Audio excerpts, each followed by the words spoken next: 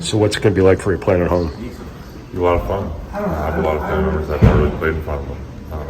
So it should be a lot of fun. Have you ever played a game in Toronto before, like a formal game?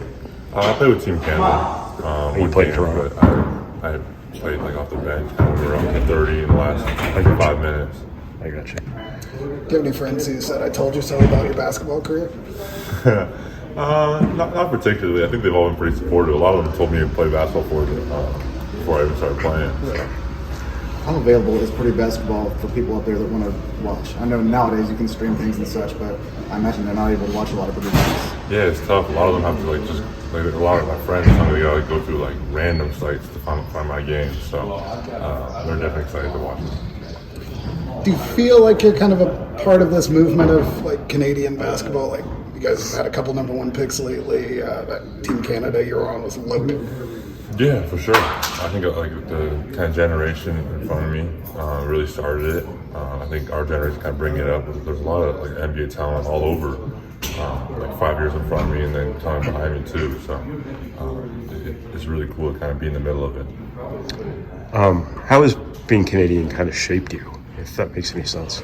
Oh yeah, I mean, I've always it's something I take great pride in. I kind of feel like I got to hold myself to a certain standard because I represent my country in a way.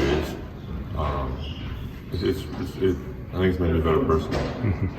But just kind of being a basketball outsider too, and not coming up through the system here in the U.S. that can kind of mess with players sometimes. Yeah. Just that kind of adds to sort of the humility you carry yourself with. I'd imagine it probably made you work harder. Yeah, for sure. The challenge of just playing Alabama, another Power 5 program, obviously really dynamic. You guys have really challenged yourselves, but how do you keep getting up to these games here? You just got to play. Everyone on the team wants to play. That's what we want to do. It's tougher to get up for practice than it is for games. So you better be ready for the games. This is what everyone at Purdue came here for. These big games. Like a lot of people they've never even been inside the country. So before the Europe trip, obviously, some guys have to.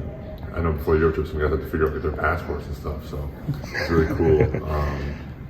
It's really cool to be a part of that. How do you go through finals week and kind of just reevaluate where you are in the season and maybe step back and refresh a little bit with the games spaced out a little bit? Yeah, games are spaced out a little more.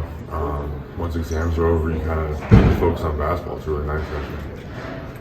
Is there anything about Toronto that, besides friends and family, that like you've missed that you're excited to either see and share with the teammates?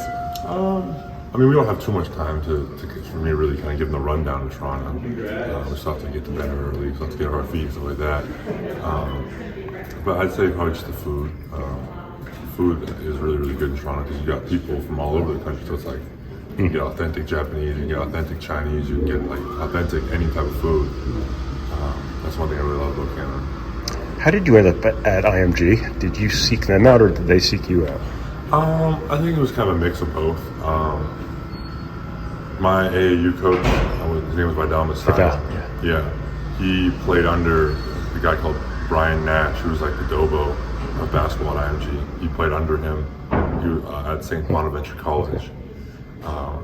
So that's kind of how I started getting in contact with them, and then they came out to my AAU games. So I was really tall, and I was kind of in the IMG there.